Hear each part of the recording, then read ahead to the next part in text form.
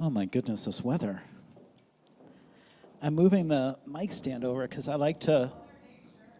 Holy moly. Well, you know what? My plan is, and if you've heard me speak before, I don't usually talk for long, long periods of time. So I'll get you out of here pretty quick so we can all get home and out of the thunderstorm. My goodness.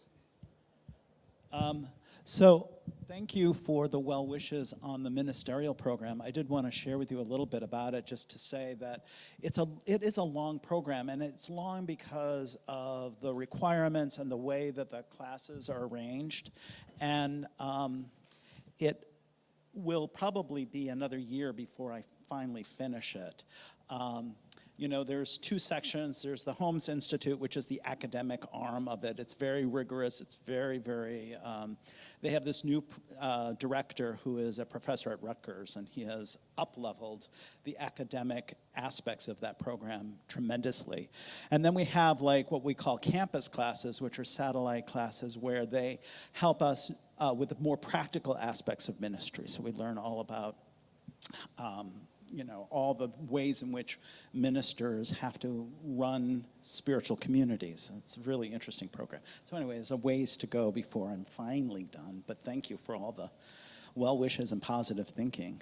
And speaking of which, I've been spending this whole week, so I'm in week 8 of this term, and week 8 always seems to be the week when all the homework starts to come together and all the things start to become due and all the deadlines start looming.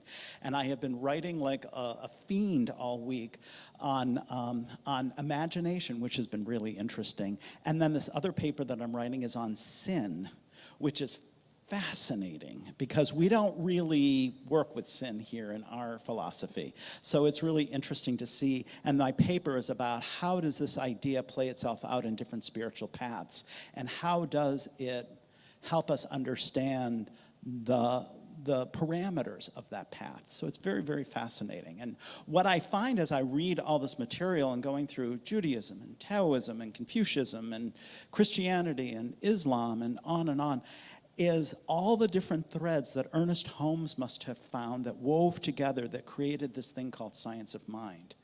And if you don't know, if you're new or maybe just starting, our New Thought philosophy orients itself in many New Thought and ancient wisdom teachings, but most specifically with Ernest Holmes. Ernest Holmes isn't the most famous New Thought person in the world. He never wanted to be. But the way that he pulled all these threads together and expressed the various truths that he found within them is incredible and significant, and something that we work with and cultivate an understanding of. And one of those key principles is oneness. And oneness is this amazing experience of, in the world of form, as we're going through our human awareness, as we look out into the world and we have this human experience, we experience everything as individualized, right? Everything is broken up and split up. There's me, there's you, there's chair, there's ceiling, and there's this separation. Everything is separated by time and space. And in this individualized expression, it feels like things can be just expressing as specific aspects of the oneness. But in oneness, it all comes back together. And so in our spiritual practice, we move into this experience of stepping away from this human experience and this human perception of individualization and separation into a collection, into a collective, where everything is present, where everything comes together. I have a quote. I should have done slides, but like I said, I've been doing all this homework anyway. I mean, Brene Brown uses PowerPoint. Why couldn't I? But I didn't get to it. This is by Kabara, the Indian mystic. He says, "Behold, but one in all things. It is the second that leads you astray." If Rob were giving this talk, he would probably speak to it in the language of Course in Miracles, which says there is love and there is fear, and fear isn't real. So there really is only one thing happening. And so we can touch into the oneness. We can experience the oneness by moving into having a spiritual experience. We can move out of this individualization into the oneness. And what reason why that becomes important and why I think that is interesting, and I'm going to relate this back to resilience in a minute, is because what's a good example? An example is that in the world of form, we can have an experience of hunger. And we know that hunger exists because we've seen and we know and we're aware of it. We can't run around pretending that hunger doesn't exist. It does. And we also know that in the world of form, somewhere over here, there's food. And sometimes that has the appearance of time and distance, right? They are not together, they are separated. But when we come into our spiritual experience, when we come into the oneness, they are together. And so in that togetherness, in that oneness, when they come together, I don't think one erases the other or eradicates the other. I think there is a synergy. I think there is a coming together. I think there is a wholeness that happens. And if we're talking about spirituality, we're talking about spiritual community, we might even say holiness.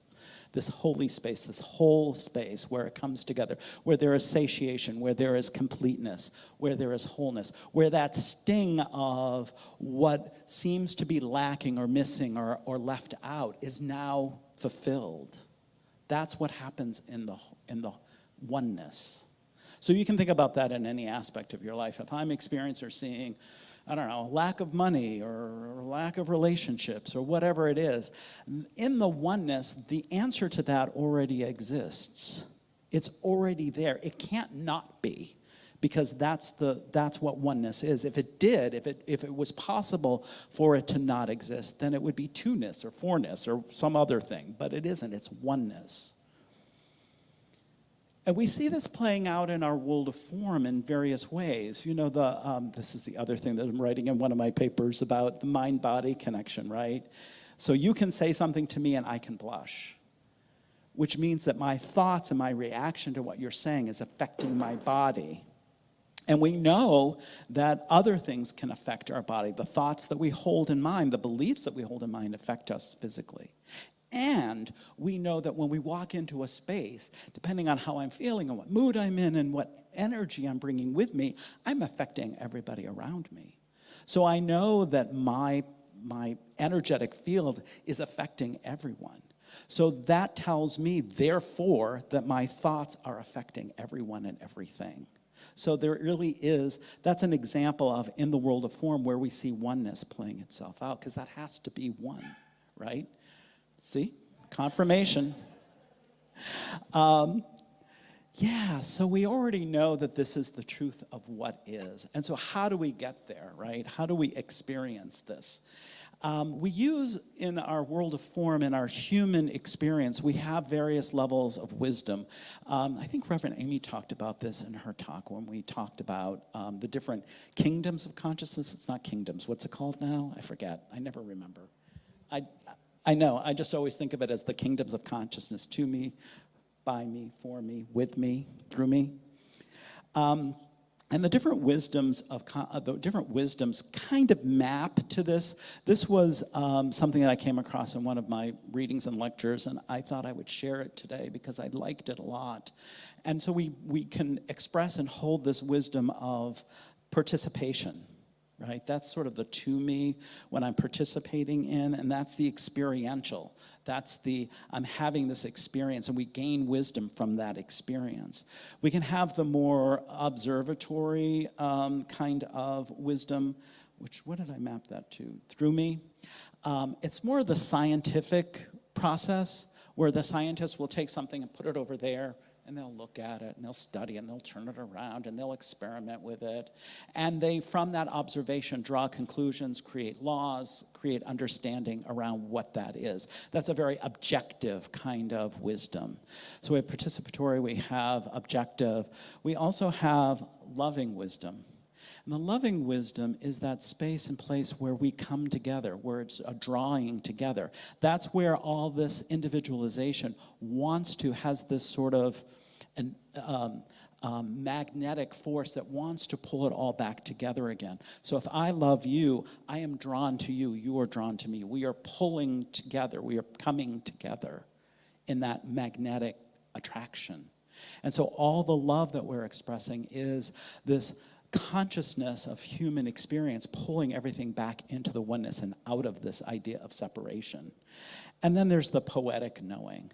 And the poetic knowing is that knowing of when I see something, when I hear something, if I look at the sky, if I look at the rain, I can see rain, but I can also see a deeper meaning. And we can find the deeper understanding, the deeper meaning, the deeper intention that may be underneath all that is happening. And we have the capacity to do that. And these are the gifts that we get. These are part of our human experience that bring us from that human awareness of this is the superficial experience into a deepened spiritual experience. And so what I was thinking about this, I was thinking about this a lot in terms of I get very excited. How wonderful it is that we can have a spiritual experience anytime we want. We get to step into that experience anytime. Now, a lot of times we'll hear a lot about people having spiritual experiences that come through, what was I thinking about? Oh, like near-death experiences, where they have this profound spiritual experience that happens where the world of form and their awareness of this body experience kind of disappears, and they move into this other frame of reference, this other dimension of knowing that is very much of spirit, right? What I was thinking, the reason I was thinking about that is because I thought, well, we don't necessarily have to have this traumatic experience to get there. We don't always have to have like this, whatever it is, illness, car accident, you name it, that takes us out of our bodies and brings us into a spiritual experience. We don't have to wait for that to happen. We can actually go there voluntarily. We can take ourselves there. We have the power to do that. And we use that, and we create these tools. And in Centers for Spiritual Living, where we are affiliated, and we are a center for spiritual living, we say yes to that because we are saying yes to living a spiritual life, right? And so we have our process. One of our processes is a spiritual mind treatment. And spiritual mind treatment takes us from this human awareness of, oh, you're there, I'm having this individualized experience, back into the spiritual awareness of oneness, where everything comes back together. And so we start that by setting an intention to say, I want to do that. And then I take the time and the space and the energy to move myself consciously and intentionally into that mindset. And I recognize that there really is just this oneness. I understand that. I can see it. I can experience it. And I am one with it because I can't be separate from it. If I were separate from it, then there would be two-ness or something else. But I have to be oneness with it, and it must be one with me. So I am engaged with it. And within that oneness, I find all of it back together again. So if in my life I'm experiencing lack, let's just say, I see the abundance that is already there. It is already there. What I become aware of is that in my world of form, in my human perception, I'm only seeing one aspect of the oneness expressed. I'm missing this other aspect. It doesn't mean it's not there. It's just not clear. I'm not perceiving it. I'm not allowing it to be part of my experience. Something is blocking it, usually limiting belief, usually fear. Something is blocking it. And so in my awareness of the oneness, as I'm sitting in this space and I've intentionally moved into this spiritual experience and it all comes together, I can bring that back with me. And I can affirm that. I recognize that and I affirm that. I know that, oh, right, there really is no place where God is not. There is no place where spirit is not. There is no place where source is not. And so if I'm looking out and seeing lack, I have to see the whole thing because that's what really exists. And so I change my perception and I move into this space of gratitude for it and gratitude for what I'm seeing, but also gratitude for being willing to give up the old perception, for willing to give up that limiting belief, for willing to give up that way in which I may identify myself and now see myself in a new light. We can do that a lot with lack. We can do it with a lot of things. Walk around going, well, I'm this person and I only have this much money in the world, or I'm this person and I'm always sickly. I'm the sick person, or I'm always the needy person, or I'm always the whatever person. We give those identities up. So to the extent that we're willing to do that, the full expression of the oneness can be made manifest in our lives. And so what I find about that is that we are setting ourselves into this intentional spiritual experience. We know that within the oneness is all. We know that we can express that in our lives. And if we're, to the extent that we're willing to let go of our old way of looking at things and looking at things anew, that fullness of that expression is showing up. And then, of course, in our spiritual mind treatment, we would do a release. We would say, okay, I just now release and allow, and I live in expectation of seeing this in my life, seeing it showing up in my life. It is our 5-step prayer treatment, our 5-step spiritual mind treatment, right? It's a process that we use here. If you're not familiar with it, you can seek prayer after service or online in various forms here at Cityside to have that spiritual experience when you're ready to say, I'm ready to move into, out of this human chatterbox and move into the spiritual experience. You can have someone help you with that. We have licensed spiritual practitioners who have committed their lives to living on that spiritual plane, to moving out of just seeing and reacting to the world, but rather being a co-creator of the world, co-creator of their experience with this spirit, with this truth. So we move into a real intentional way of living. So we can connect with our spiritual practitioner and have them hold that consciousness with us as we step into that new way of thinking, new way of being, and that new expression in our lives. And it's very exciting. It's really fun when you get good with it. And you know, when I'm talking about all this stuff, this is certainly things that I've read about and talked about and learned about, but they're also things that I've experienced. So when I'm talking about this idea of moving my human awareness out of this superficial stuff, it's not always easy because this is so compelling. It is so feels so real. It feels so solid. It feels so immovable. This is a thing that's happening. I can't change it. Yeah, but the answer to that thing exists. The thing that's kind of miraculous about it is we don't even need to know the name of the answer. I have this big thing that's happening, and I know there's an answer to it. We don't even need to know what the name of that answer is to bring it forward, to bring back into the wholeness. We just know that it is. And it happens again and again and again. And it happens, well, at least for me, it happens in ways that are really interesting and not always the way in which if I were going through the catalog of things to pick out and say, okay, that's the one I want to have manifested. I always get something a little bit different, but I always get something. Something always shifts. As Tiffany was just singing about, everything changes. And we can either be in reaction to that, or we can set an intention and be a co-creator of that, right?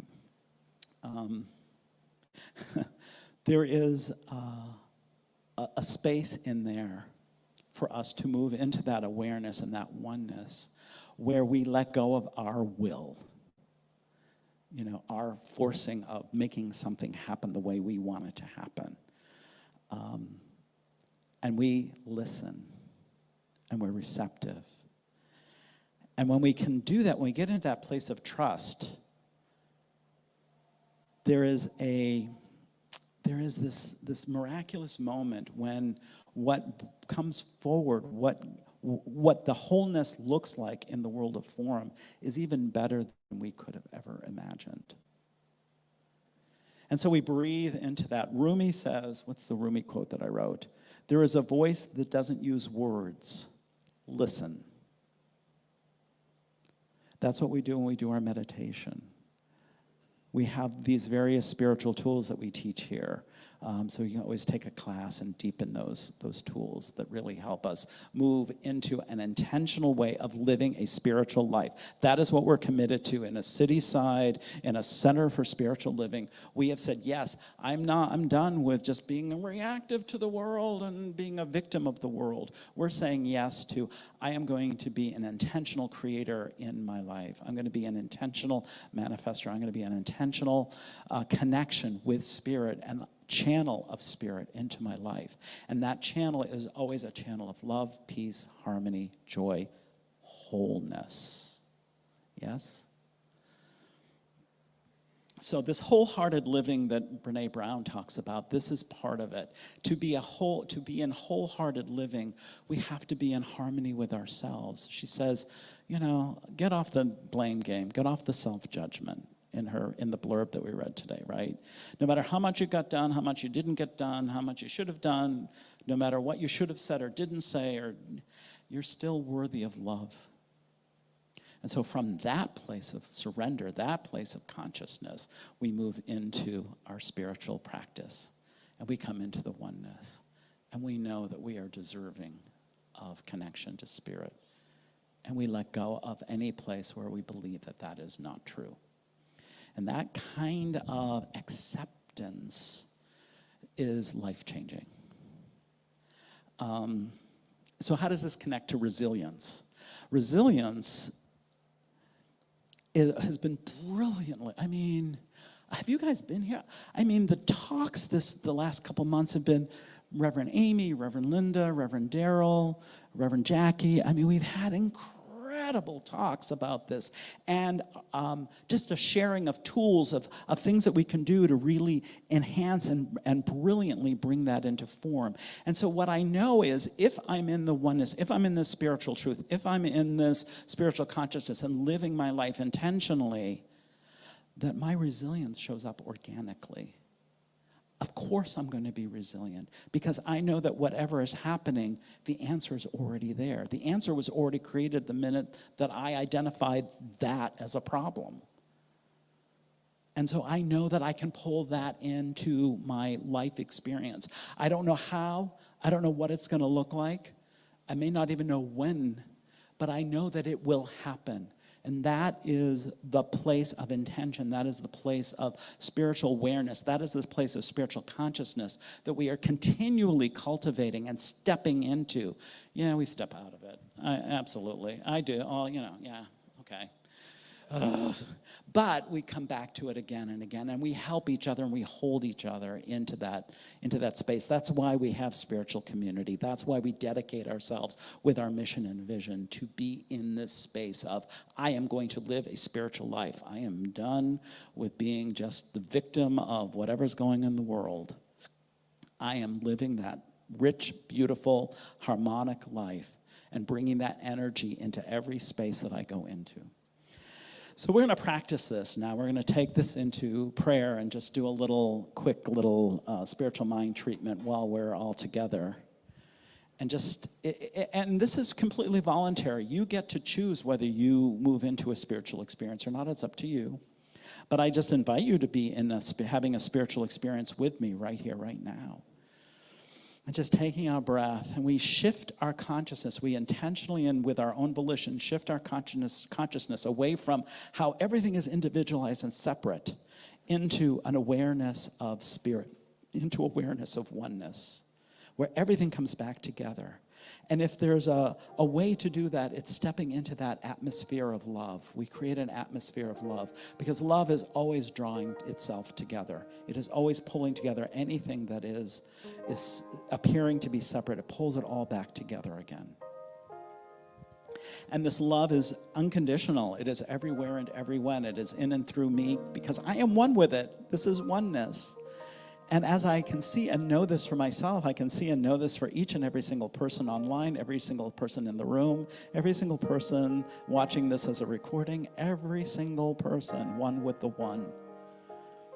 And so from this place, I just say a word of thanksgiving and gratitude and blessing upon all of us as we say yes to living our spiritual life, as we say yes to knowing and affirming that whatever the problem is, whatever the issue is that we see separated out in the world of form, we know that that is just one part of the oneness expressing, and we can express the fullness of oneness. All of it, the answer to that, the completion of that, the wholeness of that. And so that wholeness is absolutely present here and now and expressing for each and every single person. This is what I know. It is not a esoteric idea. It is not a theory. It is not a affirmation. It is a knowing. I know this to be true, that this oneness is and that it is expressing. And I know that it is expressing for you as it is expressing for me. And I know that from this knowing, there is this resilience, this power to experience whatever's happening in the atmosphere of the world I'm living in, whatever's happening in this world of human form. As I swim through this world and all the 7 billion people and all the different consciousnesses that are participating and joining and collectively creating whatever is going on, I swim through this in co-creation with Spirit. My resilience is absolutely assured because I have this inner knowing and this inner discipline of coming back to the oneness again and again and again. And so I just lean into this, and I lean into all the tools that have been shared over the last 2 months that bring me back into this awareness of resilience, this awareness of the oneness, this awareness of Spirit. And this is the life that I choose to live, and I know this for each and every single person. I'm so grateful for this, so grateful for each person saying yes to living a spiritual life, to living an intentional life. I'm so grateful for each and every single person that is being made manifest in their lives all the fullness of the oneness, the complete picture, not just one aspect of it, but all of it, the wholeness, the holiness of it. I'm so grateful for the demonstration of this principle, so grateful for all of this. I now release this into the action of the law. I know that it is done. It must be done. It can't not be done. It must be done. And together and collectively we say, and so it is. And so it is. Reverend John Adams.